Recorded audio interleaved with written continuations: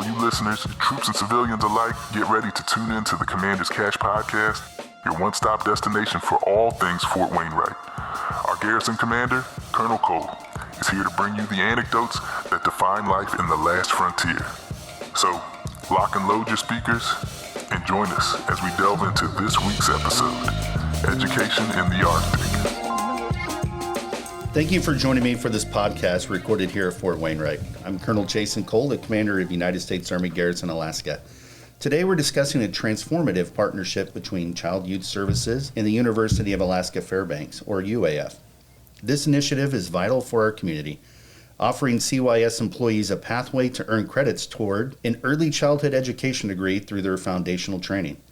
Joining us to share their insights and experiences are Jessica Spittle, Fort Wainwright's Child and Youth Services Division Chief, Laura Steyer, a CYS Training and Curriculum Specialist, Sandra Mitchell, Assistant Director at Child Development Center 2, and Ginger Golson, the Early Childhood Education Coordinator at UAF Community and Technical College. Let's dive into how this partnership impacts careers and enriches our community. We'll begin with an overview of this impactful program. Jessica, welcome. Your leadership in Child and Youth Services has been instrumental. Can you shed some light on the importance of the CYS UAF Memorandum of Understanding program? Of course, sir. Thank you for having me here. So this partnership is vital because we have team members across the board that are brand new to this field, that have never worked in early childhood education. Prior to the pandemic, there was a lot of depth and knowledge in our classrooms. And through the pandemic, we have lost a great deal of those seasoned caregivers. And a lot of the seasoned caregivers that we have are in our management team, in our training curriculum specialist teams. And so we really need to have pathways for them to increase their education. While our training is extremely robust, the partnership with UAF allows them to see that it's a professionalism that we're really striving for. Yes, our training, but this is how it all links up and how it marries, and this is how you can build your career from this. As a CYS employee, I'm a civilian, and I joined CYS. It's been almost 12 years now, and I already had my degree when I came in, but I was able to use my position, use Child and Youth Services as a gateway to experience new places. This is how I ended up in Alaska, because wherever there's a military installation, Child and Youth Services exists. And so for our employees, whether they're spouses or civilians, this isn't just a job. This can be whatever you want it to be. I started as a flex in a CYPA in the classroom, and I am now the coordinator of Child and Youth Services. Granted, I had my education when I started, but it is very important to have that progression and be able to see that what you're doing every day has meaning and the deeper value of it all, and how you can build a career off of that. And because we all have to have jobs, unless we're lucky enough to be independently wealthy, but in Child and Youth Services, you get to have a job that has meaning, that brings passion. And so being able to share with our staff that, we're investing in you because you matter to these kids, you matter to our soldiers, to our families, and here's how we're investing in you and your development, because the more education that we have on our team, then to me, the better the quality in the classrooms. And for our new staff to the field, they need all of the help that they can get, because this isn't babysitting. You're responsible for the development of these children, their brain development, their social emotional skills, their self-regulation. All of these things come in these early years, and the interactions that happen or don't happen, can have pretty drastic ramifications in the future. And so making sure that, definitely as the leader of this organization, I will say that all day, like, we are professionals, like this, you are teachers. I say that all the time. So this really just helps kind of solidify that. Here's how we're investing in you to build a brighter future. Jessica, I think that's awesome that we have an agreement, and that we're one of, if not the only garrison that you know of that has an agreement or a partnership with an education, whether it's a university or a technical center, so that we can actually make sure that this is a profession for our employees. I understand you brought 2 of your employees today that have benefited from this program. Can you introduce our first guest? Of course. We've actually had about 100 people who have taken part in this. And so today we're very lucky. We have Miss Sandra Mitchell here. And so her journey basically exemplifies this partnership. So welcome, Sandra. Could you share how long you've been with Child and Youth Services and how the MOU with UAF has influenced your career? I have been with CYS for 11 years, and the MOU has, helped me become an assistant director. Now, I started out as a CYPA, went from a CYPA to a lead, and then I took the classes, and now I'm assistant director at CDC too. And what's a CYPA? Child and Youth Program Assistant. Okay. So are those like our entry level? Yes. So those are our frontline childhood educators. Okay, in the CDCs. Yep. Okay, that's great. And you've made it to assistant director, you said. I've been an assistant director now for 3 years. Okay. How long did it take you to get to there? Well, I started. Or has it been off and on? No, I started here on Fort Wainwright in 2018, and from 2018 to 2020 is how long it took me to become a assistant director. Do you believe in this program? I believe that it has helped me become a better mentor and a better teacher in and out of the classroom. I'm able to help CYPAs that have questions and able to help them, develop their career as well. If that's what they're seeking, it's, a great thing. Okay. Were you able to take some of the skills from the UAF CTC program and put them into your job working at the CDCs? Yes, I have.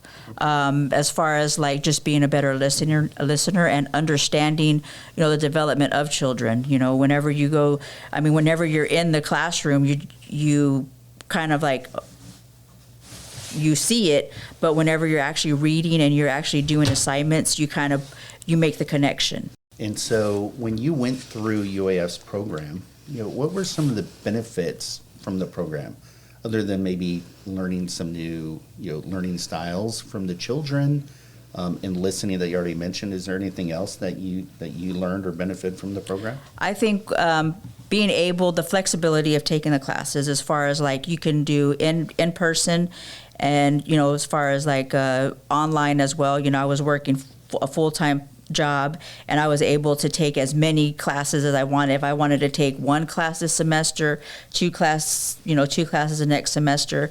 Just the flexibility of the classes that were offered. Oh, that's great. And were you able to get like an associate's degree or anything out of that? Yes, I did. I was able to obtain my associate's degree. I finished in December of this year, 2023. That's pretty amazing. So thank you for that. Is there anything else you would like to tell us? Yes. I think that this program is a good program. I feel that I'm giving back to CYS. They invested in me, having an associate's degree and able to help, other caregivers, and then they can actually see like, oh wow, I actually did it. And, Laura was actually the one that pushed me to, go after my early childhood education. Like we sat there and we talked. She's like, you can do it. And I did. And I thank her Great. for it. That's awesome. You mentioned Laura, so I'd like to introduce Laura Steyer, another CYS employee who has seen great benefits from this program as well. So Laura, how has your involvement with CYS and the MOU with UAF affected your career? I graduated with my early childhood development degree from UAF, so I was able to use that program. I started out as an FCC provider here at Fort Wainwright in about 2001 to 2003, and I used my degree to be able to move from a CYPA to the SPS position at School Age Center, and then I used those credits to become the training and curriculum specialist here at SAC. Yep, that's pretty cool. So you've been with the program for more than 10, almost 20 years? So they don't count your FCC time. Okay. I only was an FCC provider for 3 years, and then when we moved to Bliss, I was able to apply to be a CYPA. So I've only done the CDC programs for about 10 years. Okay, great. That is awesome that you use that program to do that. Now, do you think this program is crucial? Obviously, you've used it, but is it crucial for the whole Child and Youth Services program? It is. It allows you to see things from a different viewpoint. So I have a lot of education experience from a long time ago when I was a lot younger. I was going to school to be a teacher, and the UAF program allowed me to use those credits from when I was going to the university in Utah and use those as well. So I was allowed to use those credits and then take those credits to apply as well to my degree. And so I was able to use those and then use my provider credits and apply those for my degree and then take the classes. Well, that's awesome. So it's basically some of your previous education, really in CYS is your experience. So what I heard is some of the training that the Army gives our CYPAs as they move through the program, that's accredited as well. So you can take some of that education that we have for bringing on new hires and CYPAs, and you can transfer those credits to the CTC with UAF? Yes. Okay, that is awesome. Are there any benefits of this program other than maybe a degree or anything and seeing it from a different perspective? So I can take, if I am not, as a military community, we move around a lot. So I take, if I'm taking those classes and I'm here at Fort Wainwright and then I am going to move to Fort Bliss, I can still use that program in Bliss and take all online classes. If I am a hands-on learner and I need to be in class, so math is not my jam. I am terrible at math. I know I needed to be in person for math. So I was able to say, okay, I need to be in person. So I was able to work that and work with my management team who happened and say, hey, can I take this class in person and work my schedule around that? And CTC was able to help me with my math class and take it in person. And then the classes I took online, I was able to work around my schedule and take online. They also had some video classes that I could take on through the video, and we work with the teachers that way. If ever I had an issue, I could work with my teachers and say, hey, I need help with what's going on in my classroom. Do you have any ideas? So when I moved from the preschool teacher into toddler land, I need a little bit of extra support in that because I haven't worked with toddlers before, and they have a little bit of different insight and skills and need a little bit of different supports than the preschoolers did. And so my teacher was able to help me with that. That's great. I was going to ask you about that. Being that you were, basically working full time in early childhood education and then going to school for early childhood education, how, were you able to take some of your experiences, maybe some of the challenges that you were having at your job over to the school side and actually get some almost immediate, some feedback, some guidance, some mentorship, from your teachers and the educators that you could take back to work. And it sounds like you were able to do that. So I think that's actually a beneficial part of the program as well.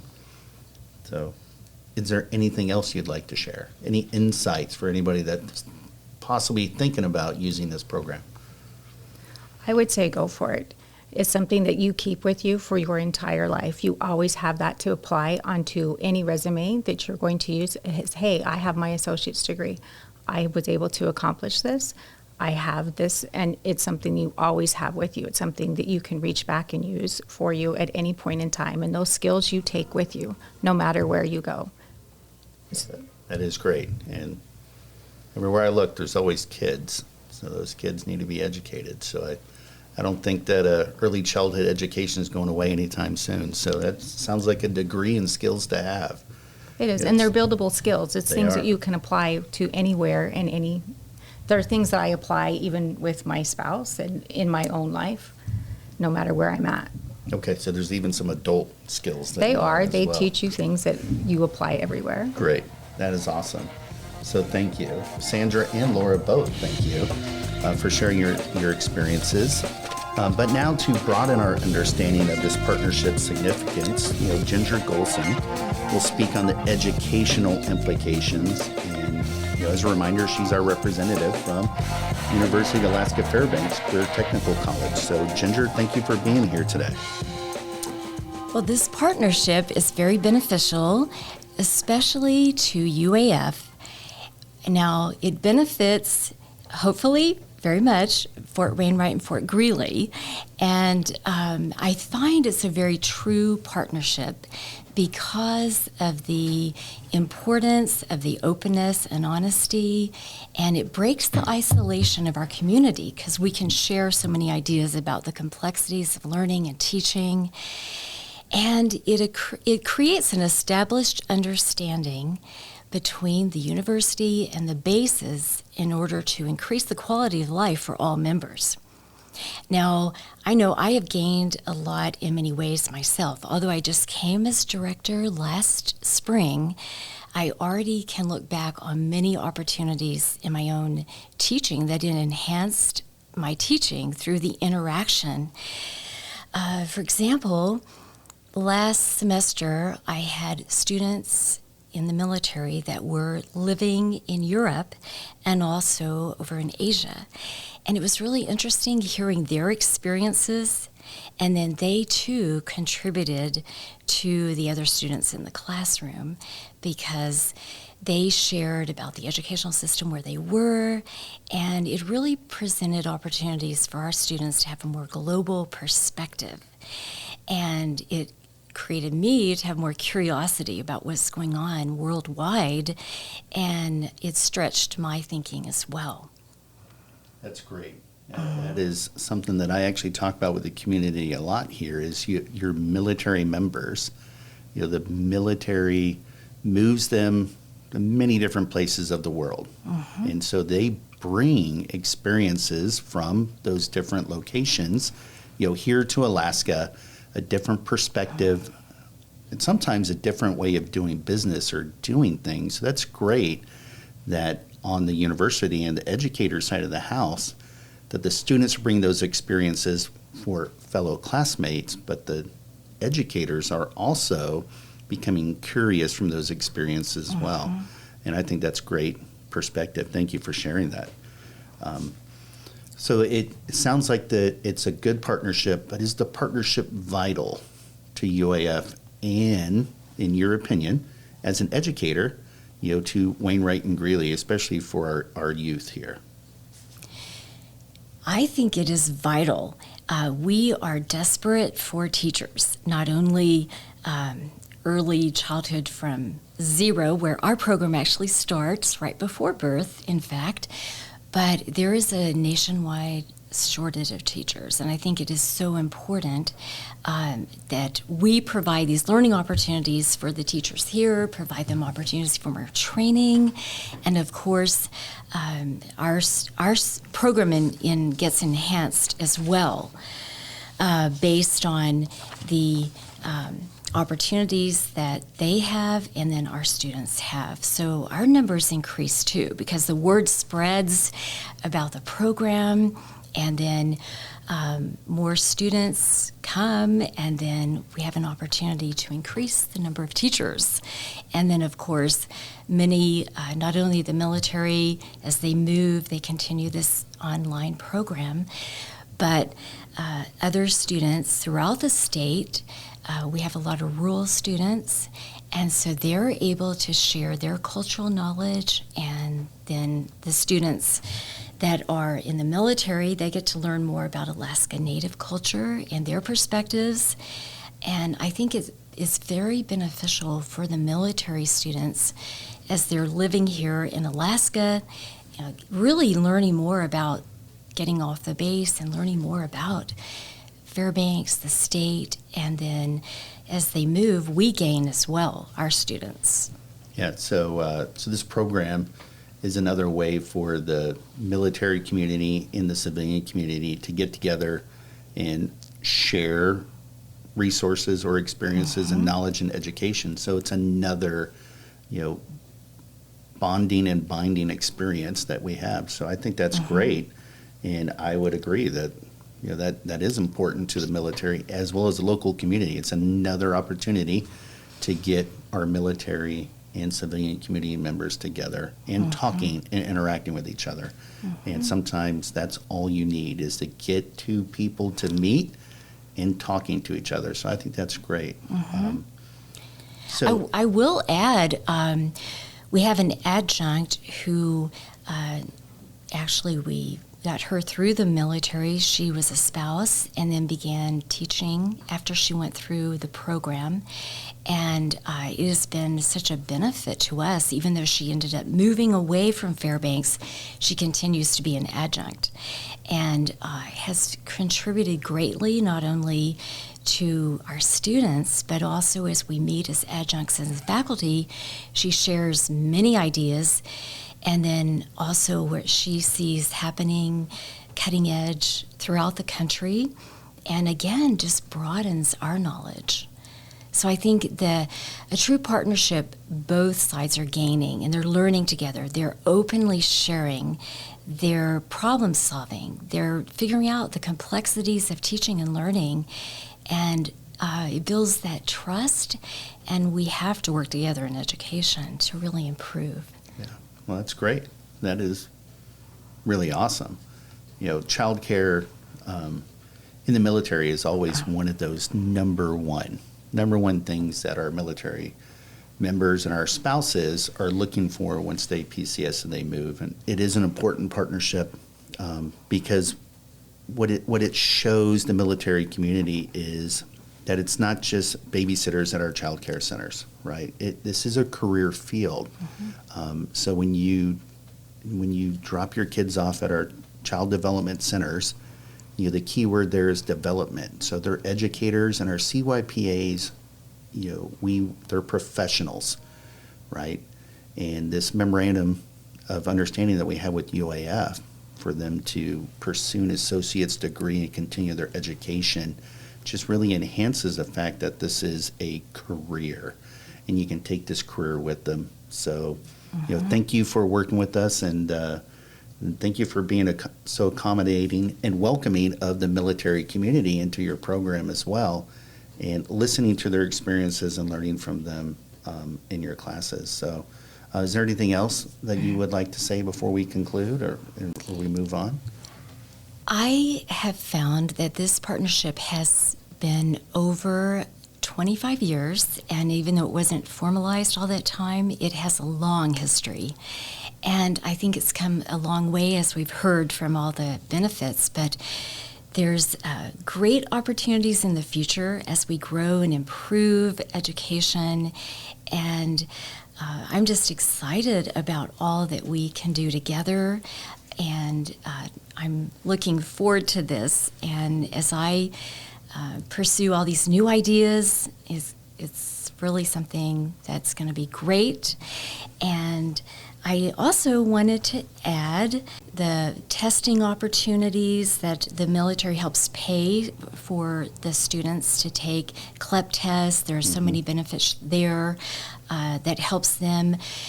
I don't believe I mentioned they start off with the first opportunity is the educational occupational endorsement. Okay. And then from there, it's a teaching certificate, and then the Associate of Arts degree.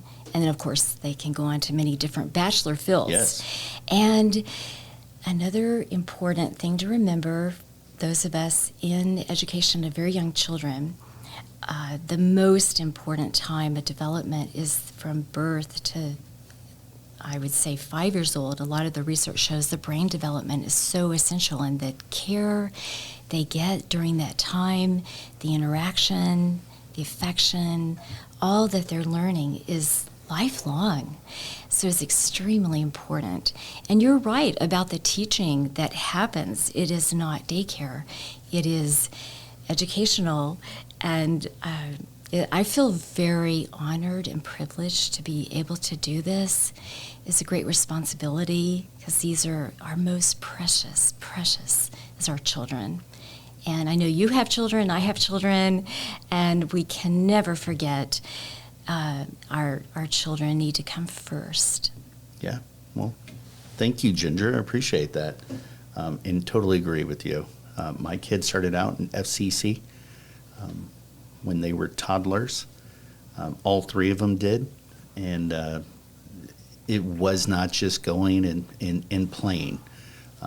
They did play a lot, but you know they were interacting with little friends there as well, and they were taught how to play respectfully. And my two oldest learned to write, you know, to my chagrin that somebody else was teaching them how to, you know, teaching them their letters. But it was great, you know, coming and like, hey, we started learning the alphabet and writing. So it was like, oh, thank you for reminding me that this is probably a good age to start that. So I would go home, and my wife and I would help work on their writing, as well as, you know, they would come home and like, look at this picture book that they let me take home, you know, because they wanted to read. and started to reading. And so everything at my point in my career was like, are you sure this is the right age to start doing this? Unknown as a new parent. But it was great having those early childhood educators 16, 17 years ago that was like, yep, no, setting me on the right path and making sure that once they left the care, because that's all it was to me was care, so I could go to work and my kids were watched after.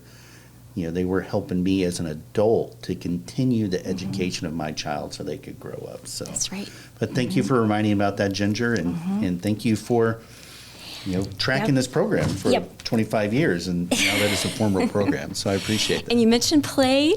Play is very important for learning. Even as adults, we have to remember to play. And there's a lot of learning, so we do put a lot of play into our teaching. So, that's Good. great. Thank you. Well, thank you. So, Jessica, before we conclude here today, can you give us an update on the Denegi CDC or CDC3 building project?